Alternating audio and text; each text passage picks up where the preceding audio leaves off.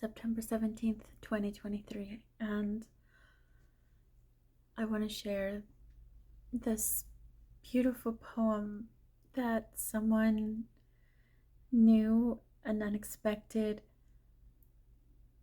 and seemingly very significant has written for me tonight or today.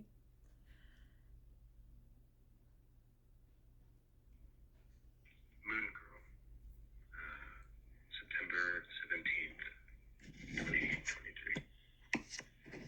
My heart is a volcano, churning with blind disquiet. She who began her dance before me, who waltzed between small bays and smiling stars, before my face glimpsed the vibrant sun.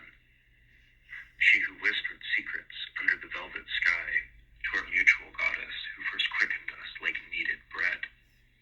The lady beyond divine lust, the silver-spun moon. My heart is a cliff, perched over fly-lit forest. The woman now wears a cloak of stories, sweet and sad. A mother mighty, bearing hard-earned truths. Across her heartened breast and giving womb are scrolled the secrets of nights unarmored and quests unborn. Here, at my boundary's end, before and beneath my past, do I sit uneasy and awed.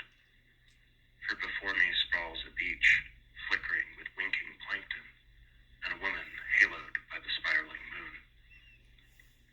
My heart is a dam, strained by fumbling past, every crack a half-torn risk, bearing the load of gray-aged fears. How do I feed the sea without sweeping away the moon girl who laughs and swirls in the night-kissed waves? My heart is a fledgling, cast from nest to uncertain air, suddenly young and brave. I'm crying. Breaking into future unstirred. Between the world's fierce rumblings, do I seek her, the woman upon her lady's strip-sanded keeping, the moon girl.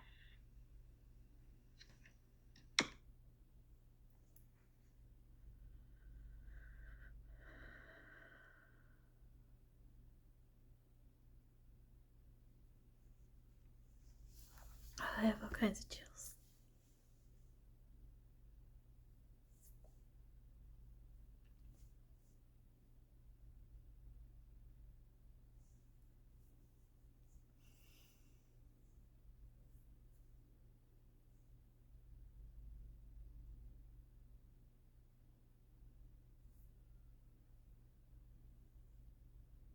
We met not too long ago.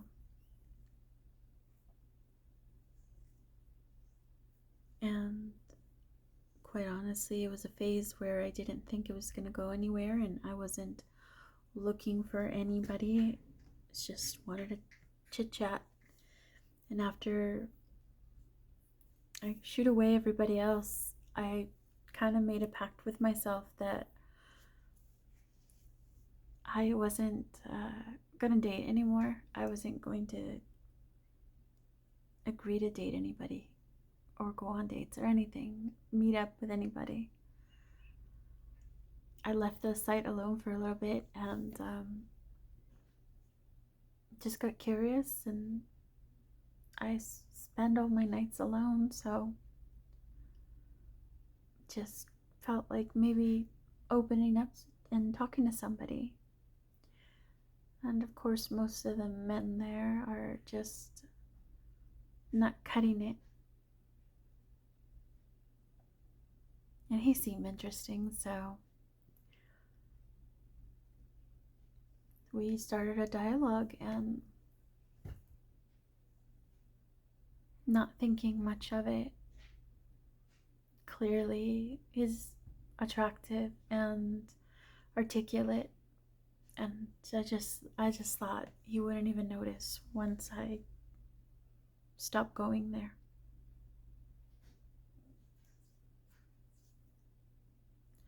To my surprise, he did, and he came looking for me like a day later. And He wanted to know if I was still interested in us talking. And that caught me by surprise because, like I said, I didn't think he'd even notice I was gone.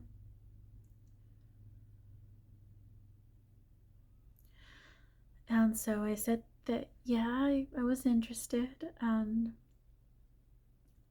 told him that I kind of didn't think he was interested in me, and just because, he had a lot of people I was talking to. And I know I've already told the story, but it just kind of, I don't know, it's all happening in real time. I don't know what to make of it. All I know is that we got to talking, and we talked for 3.5 hours. I didn't feel, neither one of us realized when we hung up and texted each other right away. Oh my God, we talked for 3.5 hours. And during that time, it was emotional, it was sensational, it was like two good friends catching up. And at the same time, at one point, I felt comfortable enough to let him know that my body was quivering. And he said, mine is too. I haven't had a physical reaction like that. Although Joshua gave me goosebumps. I guess I should start calling him Jarvie. I can do that now. Although Jarvie gave me goosebumps, they were mild. They were just goosebumps. The one and only man in my life that ever produced massive reaction to my very soul, to the core of me, that literally felt like I got hit in the solar plexus with something that consumed my internal self. Not my body, but my soul, was my twin flame. I still recall that energy that just hovered and hit me and took over me and never let me go since. For him to sit there and now tell me that he is not twin flame and he scoffs at that, it saddens me that he's forgotten so much about us. But I digress. That's neither here nor there. That's just to say that he's the only man in my life until this point that had produced a physical reaction and an emotional one. And that night when I was just laying there in my bedroom talking to him, I started getting these quivers, these shivers. And I noticed it in my legs, and I noticed it in my arms, I noticed it in my heart. And I knew that I was having some kind of vibrational connection with this person that I was vibing so well with. And I said, this is a frequency that we're both sharing because we both have that and we're both connecting and we mesh. He has a frequency that I have. I have a frequency that he has. We share that. And I do believe that's how soulmates are born. That's how we recognize each other. My eyes are glowing. What is this? And he told me he was feeling the same. And we both just had such an intense, passionate experience. And we couldn't believe it because it was new for the both of us. The night I met my twin flame, and again, this is the only thing I can compare it to. The night I met my twin flame, I didn't care who he was. I knew that I loved him. And I was determined to be with him, and I didn't care who he was, what he looked like. Before he even shared a picture or social media or anything, I knew that I loved this man. And I've never had that since. I didn't have it with him. That's not to say don't share that, because it's to say that I don't feel that way about this guy. But I had such an intense moment with who became my twin flame, who I came to understand as my twin flame, that I know these moments are possible. And whatever he is, this guy who has no nickname yet, he's something significant in a lovely way.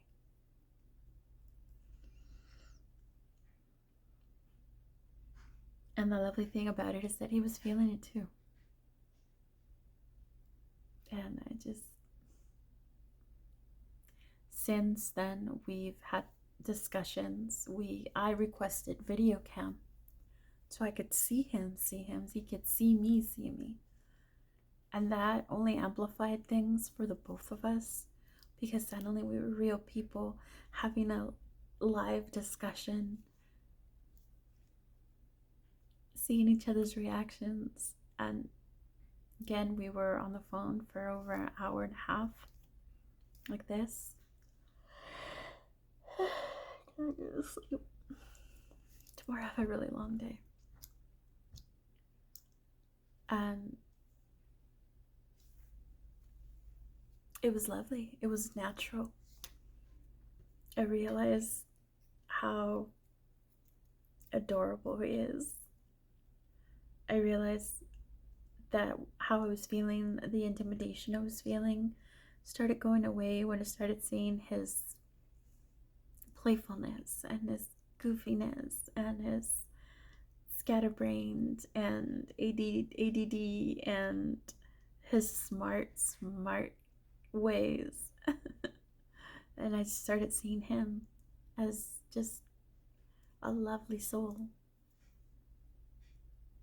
And a lot of things melted away, and I just felt comfortable.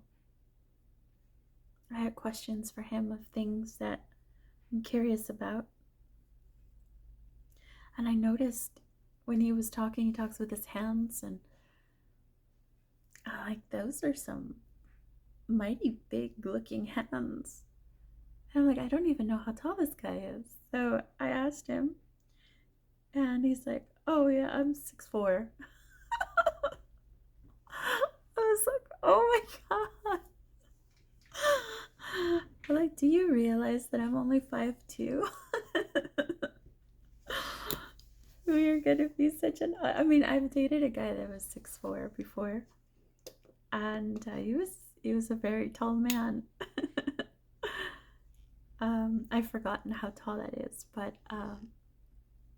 I know that I'm gonna have to be looking at. I can't wait to hold his hand, because I have small hands and he looks like he has massive hands, and I love that in a man. I love a man with big hands.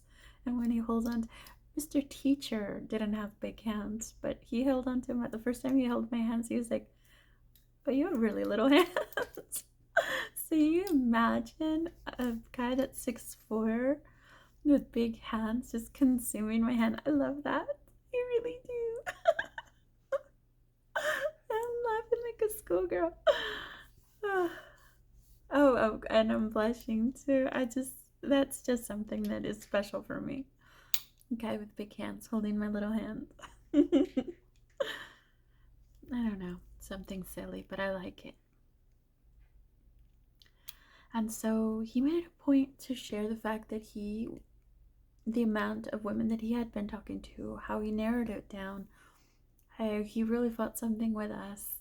So we started, after our phone conversation, he started contacting these women to let them know that, and he said there were, counting me, there were 6, so there was 5, that he made dates with them, like online dates with them, to let them know that he was going to pursue someone and that friendship was on the table for now. And he did have somebody he was interested in, but then I showed up in his life and kind of took that person out of his sight. And so, not that I meant to, it just happened that way. And so we've been talking about how we're feeling, how genuine it feels from the both of us. We're obviously very afraid of messing things up, so we want to take it slow. We're both people that like to dive in, and we know that that hasn't worked in the past. As much as we are familiar with that behavior, we know that that hasn't worked in the past, and the best thing to do is to slow it down. And so I put the reins on him before, just to kind of halt things, and he thanked me for that, because he realized that I was doing that for the benefit of the both of us, to protect the both of us. And at one point I let him know, like, hey, I want to back out of whatever this is, because I don't want to be juggled. I don't want to be just another option in the bunch. That's not what I want. And so we had a conversation about that, and it just, he explained how he operates, and I explained what I was thinking. He wanted to know why I had come to the conclusion, and I just kind of gave him my perspective on things, the men I've encountered in the dating site, and how most of them seem to operate. And even though there are no expectations here, I just want to know that if I'm coming across somebody that's shown interest in me, and me interest in that person, that it's going to be something that we focus our energy on getting to know each other, to see if this is really something. And I don't want to just be somebody who's competing for a guy's attention. I don't want to do that. So I remove my energy from anything like that remotely if I get that impression. And he's present. Since he's been present, and today I let him know, because we've been very forthcoming with everything. He's been so, I appreciate his transparency. He has no idea. I can't remember the last guy in my life who was communicative like this, and open and honest and raw. He's raw about things. And that works for me, because I am too. And that works for him. And so he appreciates me, and I appreciate him. I truly do. I'm very, very guarded. What happened with my former fiance this year really shifted me in a way that I'm not the person that I used to be before him. I don't know if it was a culmination of Montana and Jarvie, who set me on a different course, but I feel that something within me finally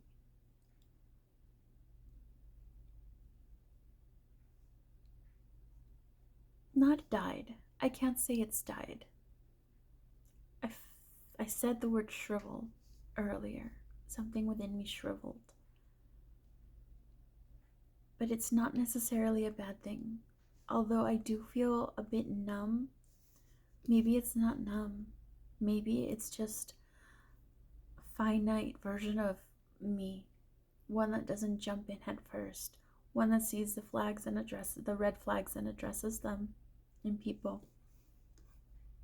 One that perhaps it's not worth addressing them, so I just cut the situation before it gets any further. I've been doing that a lot. I've been exercising that a lot. And so him and I have had conversations of how we want to make this work. But of course, clearly we are just friends at this time. But still, there's lists of expectations, no expectations of what we want to see in our future. Just that alone. Want to see if we're compatible on different levels. How we handle conflict, and how do we perceive the world as it is and what we want to see in it, and how do we perceive the person that we want to end up with, and what kind of lifestyle do we want to have. I today told him about, I like the simple things. I like the idea of a plot of land and not having like a 30-year mortgage, but having like a piece of land that, can build several tiny homes in, or a mobile or something, and live a simple life, grow our own food, and live as sustainably as possible, but still be comfortable.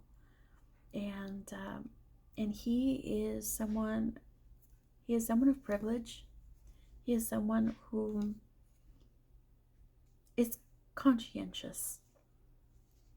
He is someone who's ambitious. He is someone who's creative. He is someone who's intelligent.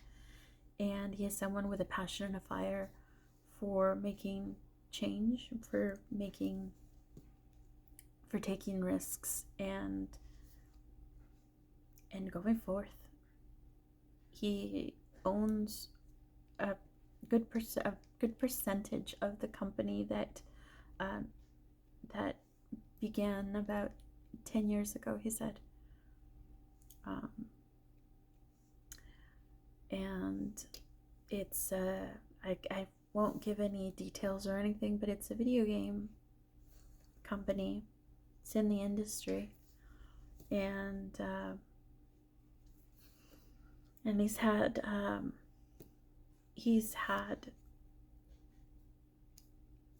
I don't really want to give too much information out, but I thought it was pretty impressive. He has had meetings with Blizzard and quite a few other people. He dropped some names that I was able to verify. So his company's doing very well, and there's big perspectives. I actually was doing a reading. What was I doing? I was listening to something he left for me, and I started doing a reading with the energy he was giving me, and I got a spread for him, and the reading was literally for him, not a reading about him, but for him. And I had to give him the reading because it was so personal and consistent with what he's going through, what he's manifesting, what he's seen come to fruition. So he is very confident that here soon, all the hard work and sacrifices that him and his team have done in the last 10 years is going to pay off. So he is a go-getter. He is someone who is very much into geopolitical events and very, very aware. Today he mapped it out for me in terms of where he wanted to live and why, based on geopolitical activity. And I was so impressed. I was so impressed. And it's so sexy to be around a man so articulate and intelligent and tuned in on such different levels. He's so enticing. And of course I'm scared. He's scared. We've both been hurt. It seems like his fear stems more so from the fact that he doesn't want to hurt me. He doesn't want to do something stupid to ruin this, because he, in his heart right now, feels like we're so worth it, and that I'm a quote-unquote spectacular woman. I don't deny that I'm pretty great. I make for a pretty great partner.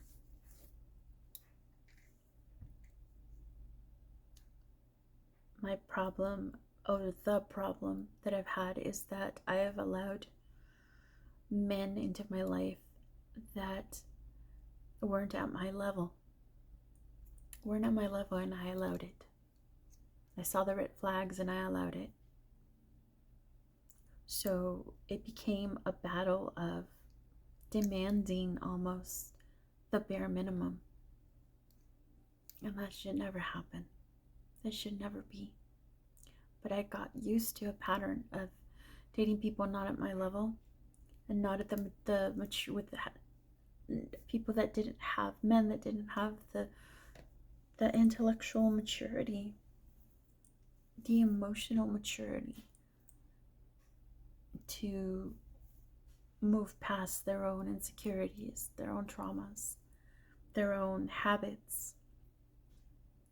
And so I found myself demanding from these relationships the bare minimum.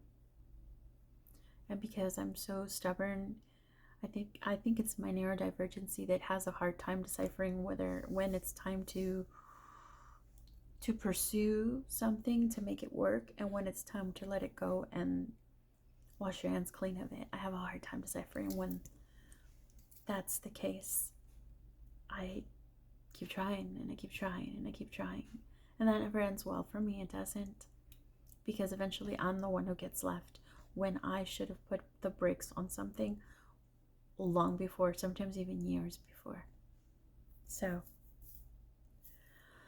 that's been the vein of my existence, and I've shared a little bit of stuff with him, very little, and unfortunately there's just a lot of tragedy to ever get around to. I don't really share any of those things much. Those relationships is too much.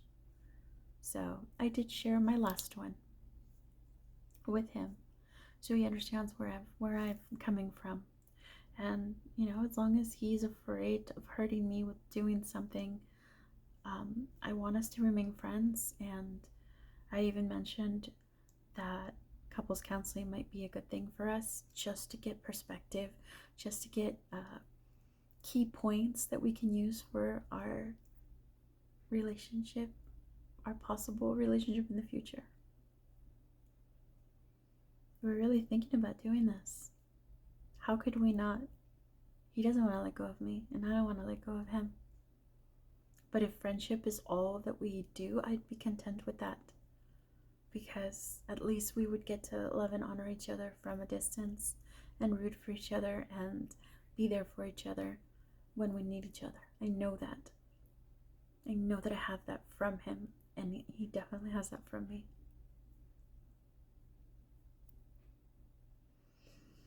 But if we date, then we're adding a whole element of risk that we're both terrified.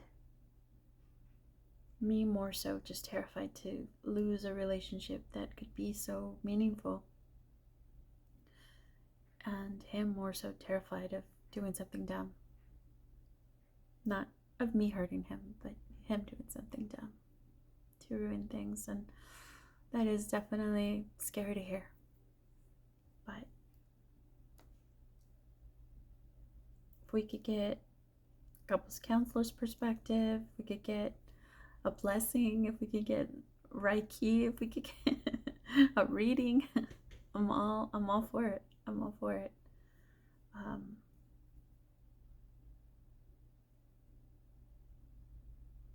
The age difference isn't a problem for either one of us.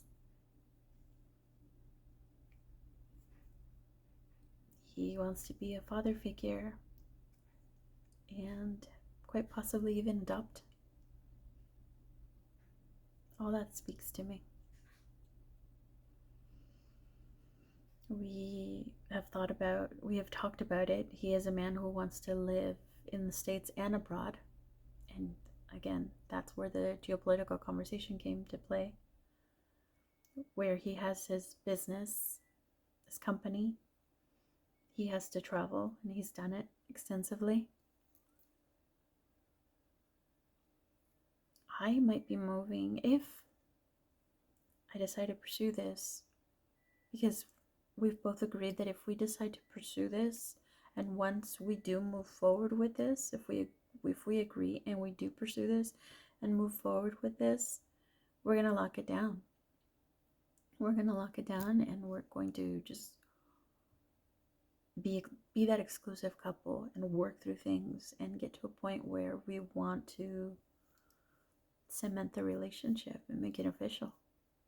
He is looking for his wife, and he wants to have 50 years.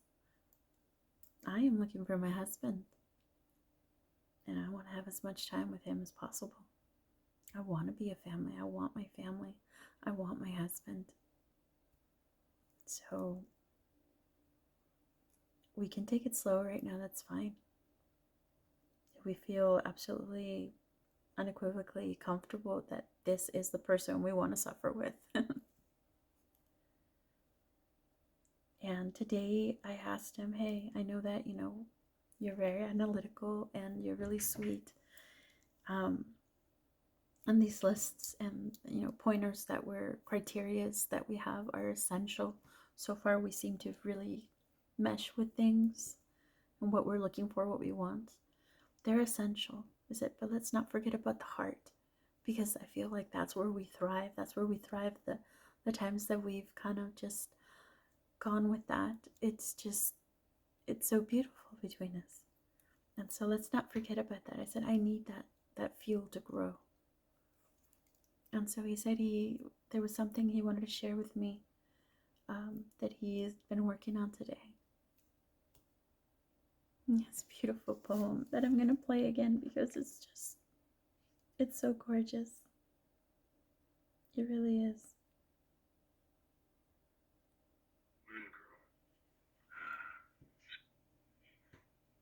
Moon Girl, September 17th, 2023.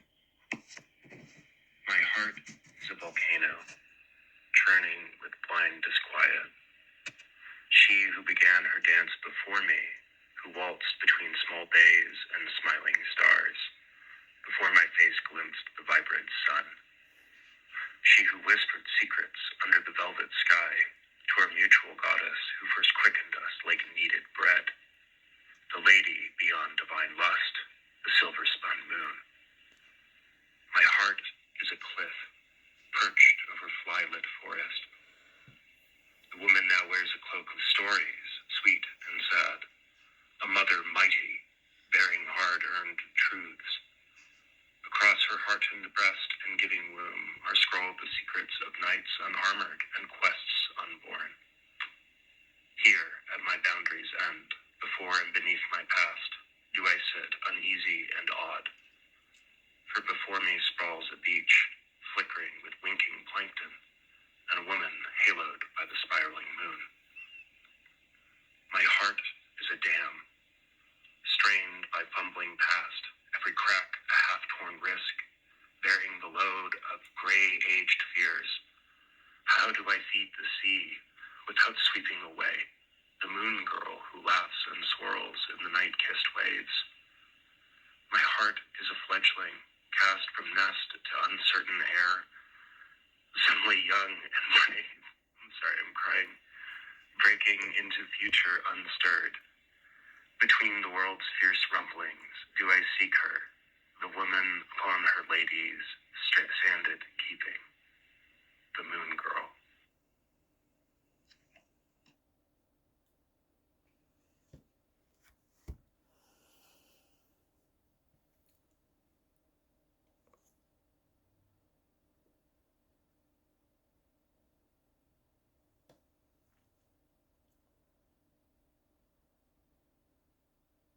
There is a part of me that feels so moved and touched by that, and I've been feeling quite numb in that department. No one has touched me. No one has made me feel, like really made me feel. I was going through motions, but not actually feeling anything with other people. And for a minute there, whatever hardened in me, just for a minute there, it feels so happy. And I cried the first time I heard the around that time where he says, I'm sorry, I'm crying. I was crying. And it's just so beautiful that we share the feelings too. There's something here. It's dangerous. Every relationship is when you've been hurt. But we both want to take it slow. want to get there together. This is both. It's different for the both of us, not rushing into something, and I certainly don't want to do that anymore. And he agrees. This is the best. It's worth it. We're both done repeating patterns and we're tired of it. So, let's see what happens. I love my poem. I'm lucky.